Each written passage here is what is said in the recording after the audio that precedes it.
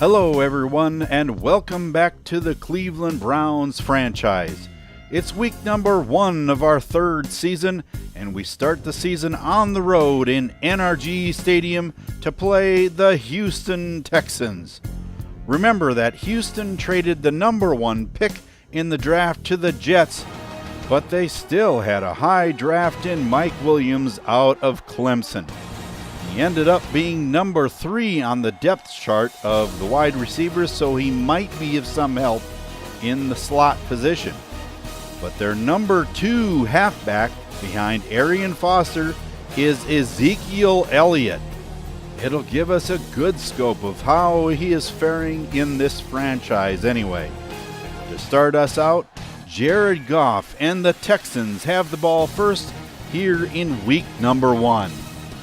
From the 25-yard line with Goff in the shotgun, he takes the snap and he runs forward on a quarterback draw and only gets 1 yard out of it. On second down, he gives the ball to Arian Foster up the middle for a 2-yard gain. So 3rd and 7, Goff goes back to pass, and it's complete to Jalen Strong at the 40-yard line. Jared Goff is injured, holding his chest as he walks off the field. Let's hope that's not serious. Enter Colt McCoy, giving to Foster up the middle for a 6-yard gain. McCoy is in the shotgun with Arian Foster at his side, and he's sacked by Barkevious Mingo. 3rd and 11. McCoy in the shotgun, passes, complete over the middle to Jalen Strong, but not enough for the first down. And that gives us our first look at the Browns. Stafford sidearms it to Gary Barnidge, and he has it complete out to the 30-yard line. 1st and 10. Stafford gives off to Duke Johnson, and he has a nice gain. He's broke out in the open. 30, 20, 10, touchdown Cleveland. Taking a look again, and super slow-mo. That is some sloppy tackling, but a shimmy move right there at the end gives Duke Johnson a freedom to run to the end zone. So up 7-0, it's a counter to Arian Foster, and he gets 9 yards. Now on 2nd and 1 with Prosh and Foster in the backfield. The handoff is to Foster, and a first down across the 30-yard line. Now on 3rd and 4, Goff throws incomplete, broken up by Joe Hayden. So on 1st and 10, Stafford goes back to pass, throws it to Duke Johnson on the right side, and he's over the 30-yard line for a nice 9-yard gain. Andre Hall is injured for the Texans. I hope that isn't serious. Foster is back in the game already, and there goes Johnson over the 40-yard line. Stafford pitches out to Johnson, and he has another nice gain out past midfield. 3rd and inches now, and the Texans showing blitz, and they got Duke Johnson. J.J. Watt got him in the backfield. 2nd and 9, Goff hits Washington to the 30-yard line. 3rd and 1. Pitches back to Arian Foster, and he's caught in the backfield by Matt Shaughnessy. That brings us to the end of quarter number 1 with the Cleveland Browns 7, the Houston Texans 0. That brings up 2nd and 12 for the Browns. Stafford throws complete to Barnidge, a 9-yard pickup to midfield. Matt Stafford is hurt. It's his ankle, and he is hopping off the field. This does not look good. That brings on Geno Smith, and he gives to Duke Johnson around the left side, and he has the first down. Now from the 48 of the Texans, Smith throws complete to Johnson. Malcolm, that is, to the 41-yard line. Now let's get an injury report from Eurocat Baby. There is a sigh of relief here on the Browns bench when Matthew Stafford came up limping after his ankle was rolled on. There was serious anxiety over here. As it turns out, he just has a mild ankle sprain, and after a new tape job by the trainers, he is up and ready to come back in the game.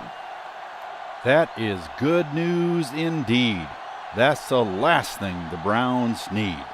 Back on the field with Duke in the backfield all alone.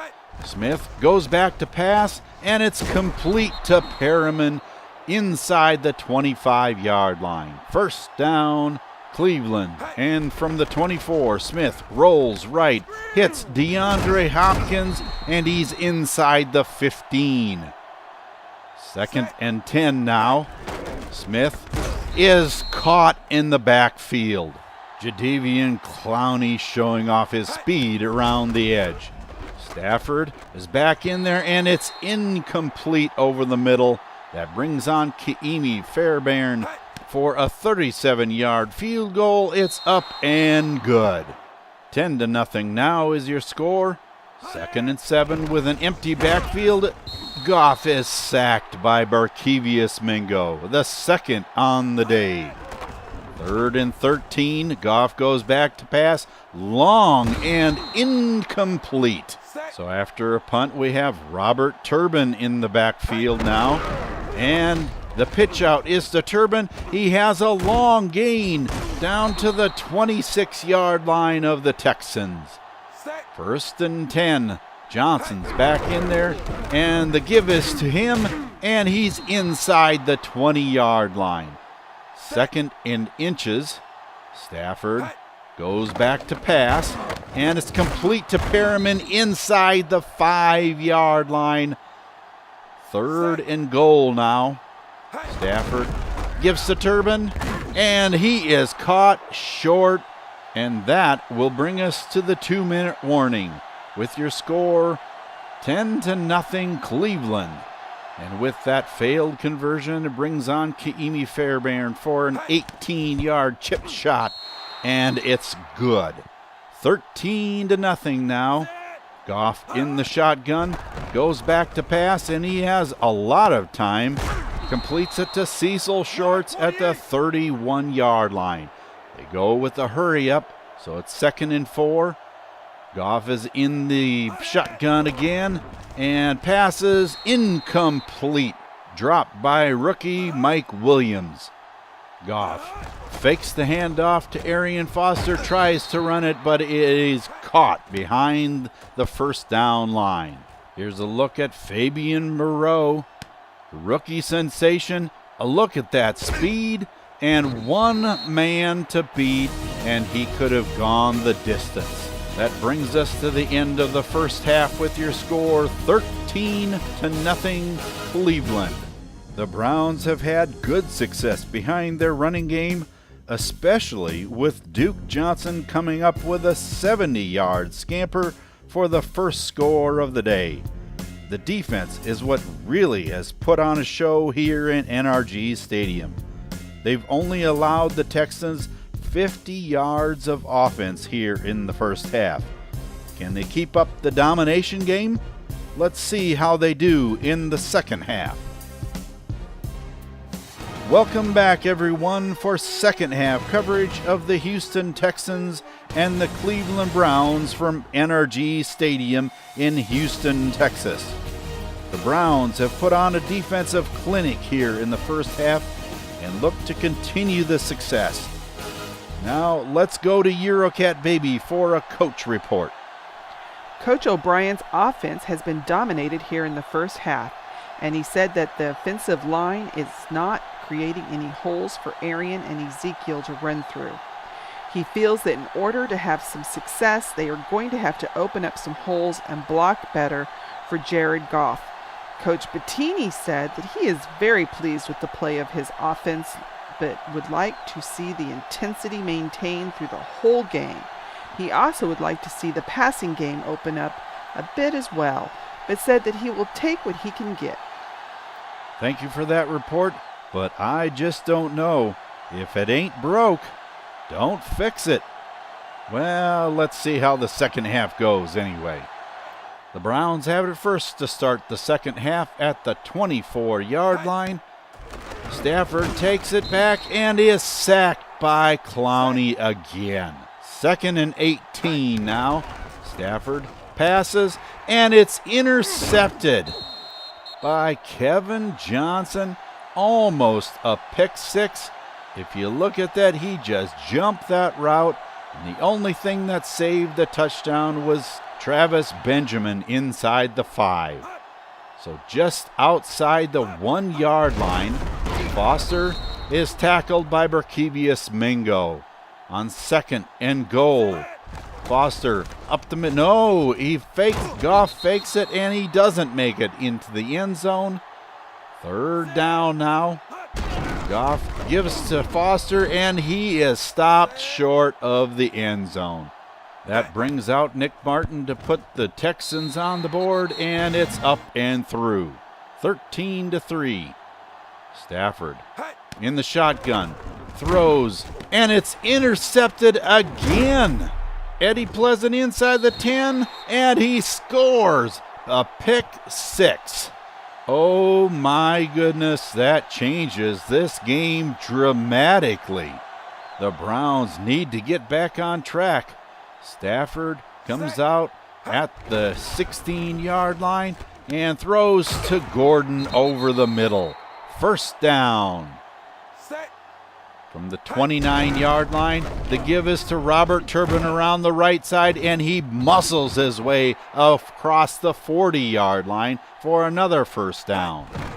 Stafford goes back to pass, and it's complete to Gary Barnage in Texan territory at the 34. The give is to Robert Turbin up the middle, and he has a nice 8-yard gain. Stafford gives the Turbin again, and he has a 1st down at the 22. 2nd and 6 now. Stafford in a shotgun, rolls to his right, and it's complete to Hopkins, and in for the touchdown. DeAndre Hopkins showing off some of that strength, powering through a tackle by DJ Moore. That gives the Browns another 2-score lead. And on 2nd and 9, Goff goes back to pass, tries to run, and is caught by Paul Kruger. 3rd and 8 out of the shotgun. Goff tries to pass, and it's missed, just out of the reach of Cecil Shorts. That gives the Browns 1st down. Stafford passes. Perriman catches the ball inside the 35-yard line of the Texans. Johnson looking for a hole, and he fumbles the football, and it's recovered by Malcolm Johnson. Ooh, that is dangerous stuff. Stafford complete to Barnage inside the 20 and scores. Touchdown, Cleveland. Stafford gets the ball away just in time. Andre Hal misses the interception, and Barnage charges into the end zone for another Brown score. Now behind by 14. Can the Texans come back? The give is to Prosh up the middle, and he's over the 30-yard line. 3rd and 5 now. The give is to Arian Foster, and he's caught in the backfield. 4th down, and that brings us to the end of the 3rd quarter. 27-10 is your score. Now on 2nd and 8, snap the ball. Oh, it's too late. Delay of game. And that backs up the Browns. Now on 3rd and 9, Stafford goes back to pass and throws long to Perriman, complete inside the 25-yard line of the Texans. Showing off a little bit of that speed, Rashad Perriman puts the Browns back in scoring position. So 1st and 10 from the 25-yard line. Turbin goes up the middle, and finally Vince Wilfork jumps on top of him. On 3rd and 5 out of the split back, Stafford rolls right, and it's incomplete to DeAndre Hopkins in the corner of the end zone. That brings out Fairbairn for a 38-yard field goal, and it's up and good. Mr. Automatic. 30-10 and 17 unanswered points. And Goff throws it incomplete. 2nd and 10. Shotgun formation. Goff has to jump for the ball, and it's complete over the 25-yard line, and Jared Goff is down and injured again. Trying to move his arm, he makes his way to the sideline. That brings out Colt McCoy. Goes back to pass and is sacked by Barkevius Mingo. Sack number 3 for the day. McCoy throws it out left, and he is stopped by Paul Kruger. 3rd down and 19 yards to go. McCoy over the middle, and it's incomplete, knocked down by Dante Whitner. For an injury report, let's go to Eurocat Baby. I have a few things to report on. Although Matt Stafford threw a couple of interceptions and one for a pick 6, the Browns knew that it was a simple matter of him trying to force some passes to get the air attack going. That got changed in a hurry. Strong safety Andre Howe was injured in the 2nd quarter, but it seemed to be minor since he has been on the field since then. More pressing is the injury to Jared Goff. I was told that he has bruised his non-throwing elbow and is ready to come in on the next Texan possession. Thank you for that report, and I'll say it again. If it ain't broke, don't fix it. If the defense gives you the run, then run it. Cleveland from the full house set.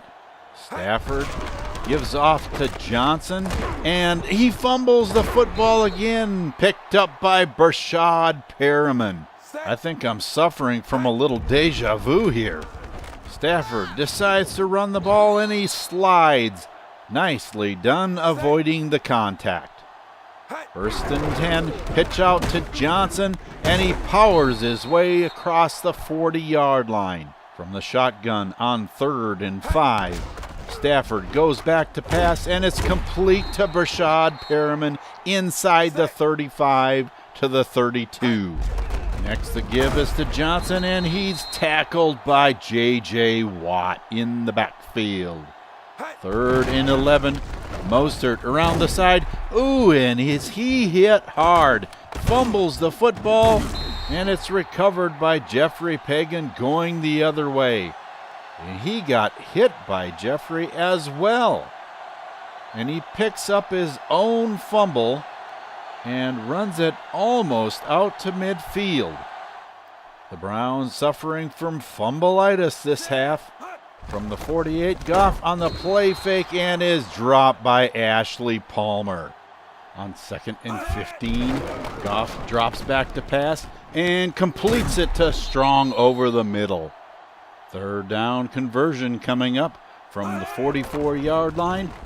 Goff goes back to pass, and it is knocked away by Jaron Hosley. 4th and 3, down 20 points, and they're going for it. And Sharpton drops him in the backfield. Not sure about that play call, but that brings us to the 2-minute warning. Cleveland up 30-10. The Browns take over with 2 minutes left to go. Turbin in the backfield, and up the middle he goes for a 1st down. Mostert is now in the top of the eye on 1st and 10. Counters to the right and has lots of room over the 30-yard line. 2nd and 1. Mostert all by himself in the backfield and makes the 1st down, getting down to the 21. Andre Hall appears to have injured again his hand, and he's walking off the field. And with a kneel down, the Browns win in week number 1. I know that it's only the first of 16 games, but if the defense plays this well all year, it should have a seriously good team. They only allowed 16 yards offensively here in the 2nd half, and it's not like they didn't have any tests.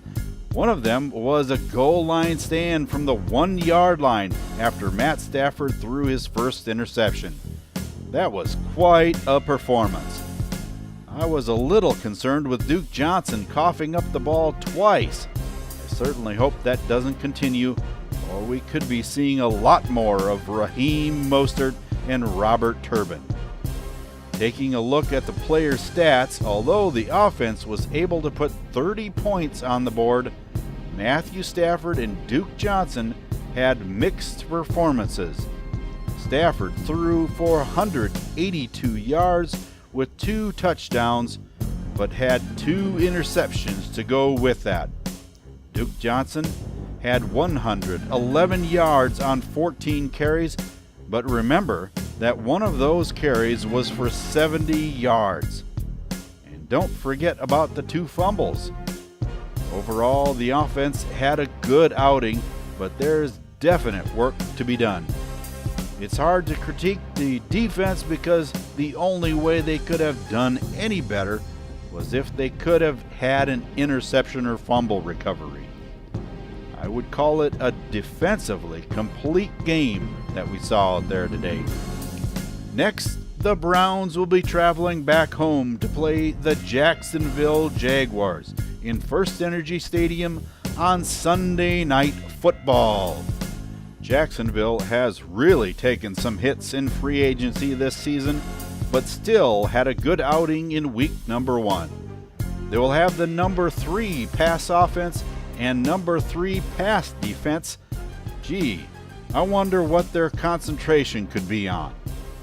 With a wide receiver core made up of Larry Fitzgerald, Allen Robinson, Allen Hurns, and tight end like Julius Thomas, the passing attack could be problematic. With defensive players like Justin Tuck, Tyson Alualu, Telvin Smith, and Paul Posluszny, the offense could have roadblocks as well. Keep in mind that if you enjoyed this video, leave a like so that others can enjoy it as well. And if you would like to be notified when there is a new one, subscribe by clicking on my icon at the end of the video. It's been our pleasure to bring you coverage of the Houston Texans playing the Cleveland Browns. And be with us in our next episode when the Browns take on Blake Bortles and the Jags at home on Sunday Night Football. Until then, for Eurocat Baby, I'm Husker Eurocat saying so long for now, and have a good day, everyone.